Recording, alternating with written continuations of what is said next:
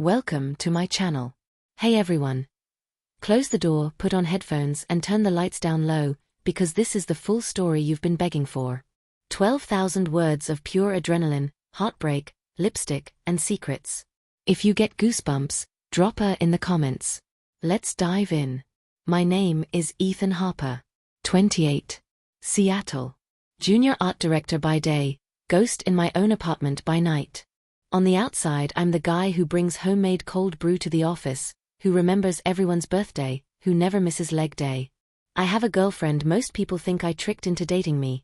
Isabella Voss, 30, fashion buyer, human lightning bolt. We live together in a 12th floor corner unit in Capitol Hill with floor-to-ceiling windows and too many plants. And I have a secret that would destroy everything if it ever crawled out of the dark. I'm a crossdresser. Not for laughs. Not for content. Not even really for sex, though yeah, that part can be insane.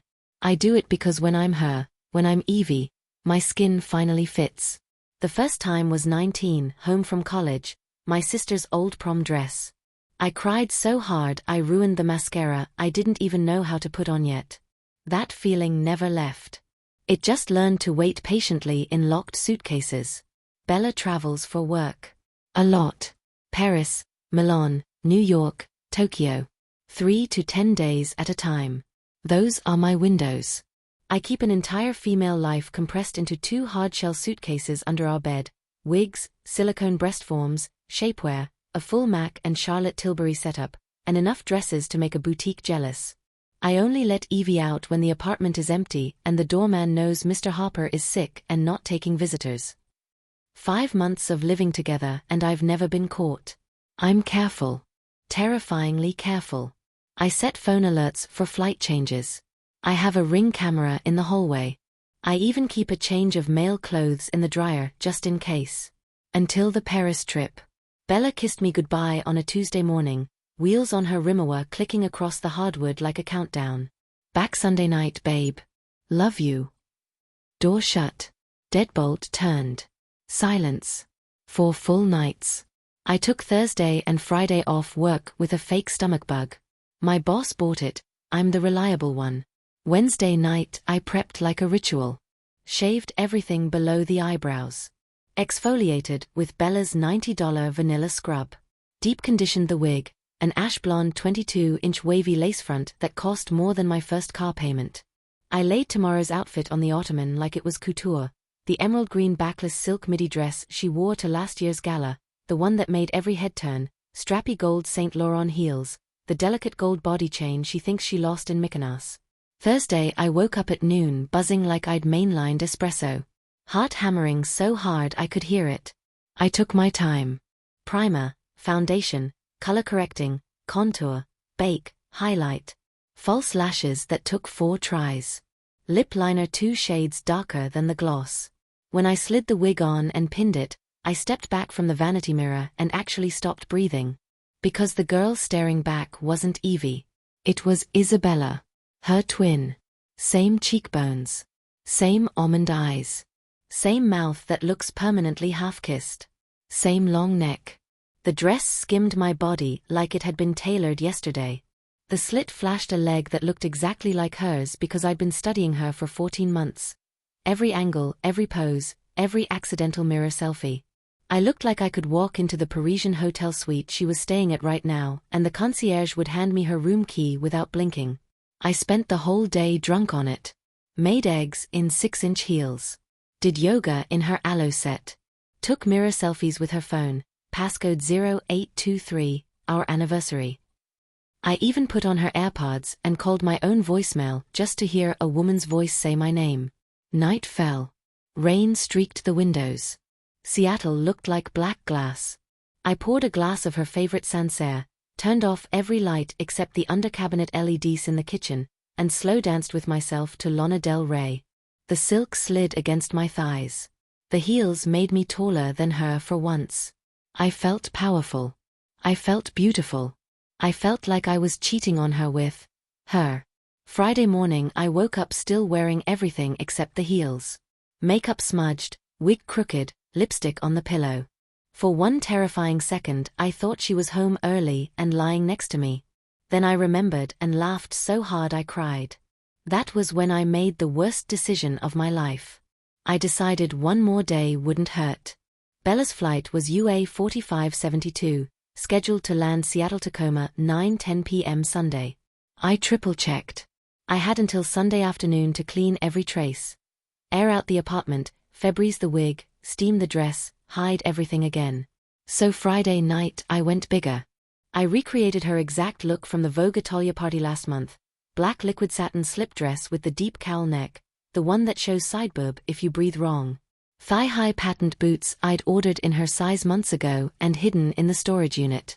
The black wig with the blunt bangs she wore when she wants to look edgy. I even used the same Tom Ford shade, Black Orchid, on my lips. I looked like her evil twin. I took videos. Not just selfies, full videos. Walking, talking, blowing kisses at the lens. I told the camera secrets I've never told anyone. That sometimes I wish I'd been born her. That I'm terrified this is the closest I'll ever get to being the woman I see in my dreams. That I love Bella so much it feels like I'm in love with my own reflection. I saved everything to a hidden folder called Taxes 2019 on her laptop. Yes, her laptop. Because mine was almost out of space and I'm an idiot. Saturday I pushed it further. I ordered Uber Eats as Isabella Voss, using her saved payment.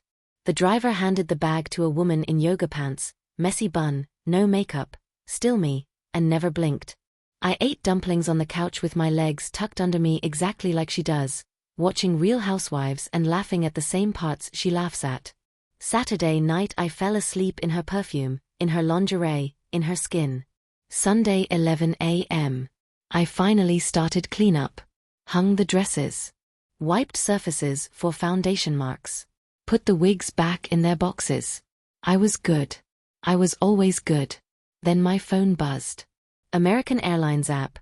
We're sorry to inform you that flight UA 4572 from CDG has been cancelled due to ATC strike in France. Your new flight departs Monday 6:45 a.m. local time. I stared at it for 30 seconds before the words made sense. Bella wasn't coming home Sunday night. She was coming home Sunday afternoon on a different flight she'd grabbed last minute. Current time, 11:07 a.m.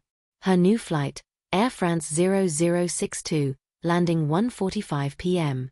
Less than 3 hours. I had 3 hours to erase 4 days of living as her twin.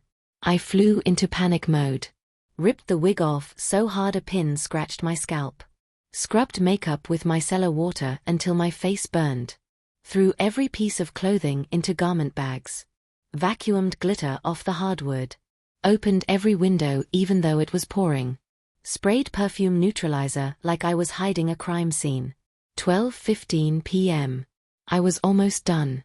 Just the laptop. I opened it to delete the videos. The folder was empty.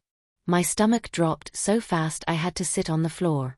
I searched everywhere, trash, recently deleted, even iCloud. Gone. Then I heard the elevator ding in the hallway. Our elevator dings once when it reaches our floor. Only our floor. Keys in the lock. I was standing in the middle of the living room in boxers and one of Bella's silk robes, face still half covered in setting powder, wig cap still on my head like a criminal caught mid-robbery. The door opened. Bella walked in dragging her rimawa, hair in a messy bun, oversized sunglasses, looking exhausted and beautiful and smiling. "Hey babe," she said, kicking off her sneakers. Surprise. Flight got cancelled so I grabbed the direct. "Missed you so." She froze. We stared at each other across 20 feet of hardwood and lies. Her eyes traveled from the wig cap to the makeup stains on the robe to the open suitcase on the floor spilling lace and silicone. The smile died. I couldn't move. Couldn't speak. Couldn't even breathe. Bella dropped her bag. Slowly pulled off her sunglasses. And then she said the last thing I ever expected. "Ethan, why are you wearing my face?" My knees buckled. I hit the floor hard. She didn't scream. Didn't cry. Just walked toward me like she was in slow motion, eyes locked on mine. When she was 2 feet away she crouched down, reached out, and touched my cheek. Right where the foundation stopped and my real skin started.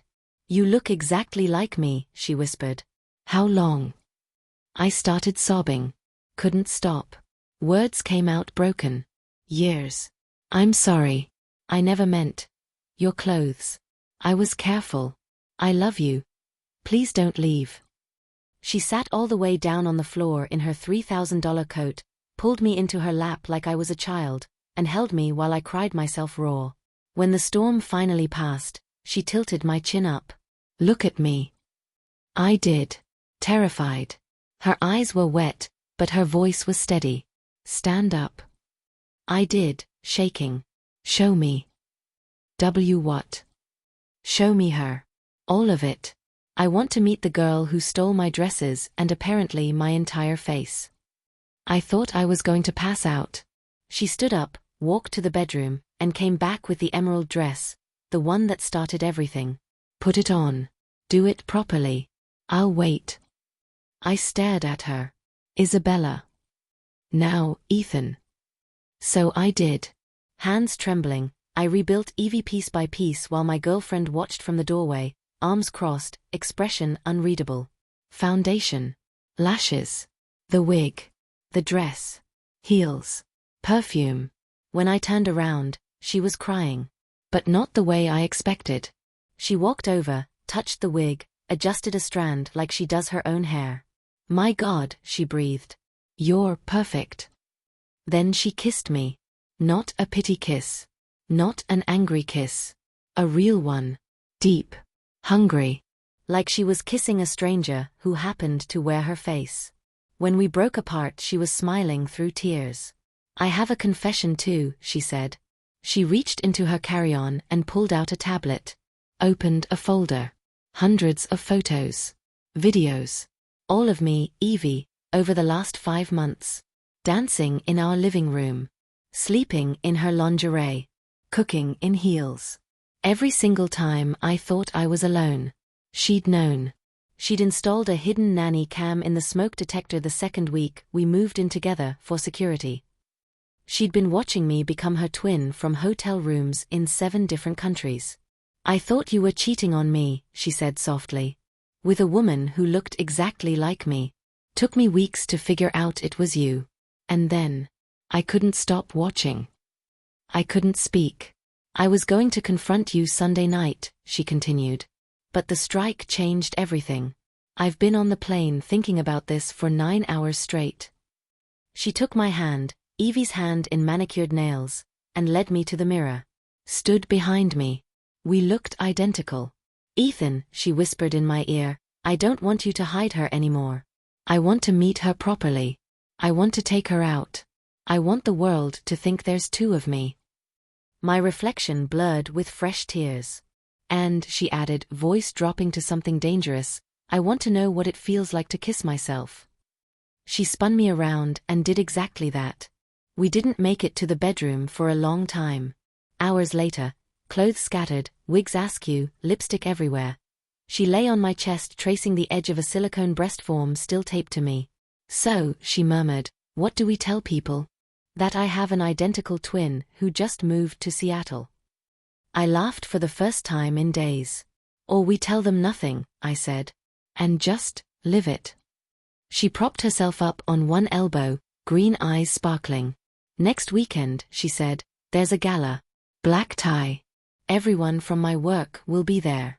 I'm supposed to wear the new Versace. She grinned like the devil. I think both of us should wear it. My heart stopped. You're serious? Dead serious. Let's see how long it takes them to figure out there's 2 Isabella Vosses in the room. She kissed the tip of my nose. Welcome to the family, twin. And that, everyone, is how my life changed overnight. But here's the thing, this is only the beginning. Because next week is the gala. And someone from my office is going to be there. Someone who thinks he recognizes the woman in the Versace dress. Someone who has no idea there's 2 of us. And when the clock strikes midnight, one of us is going to have to disappear. Or both of us will.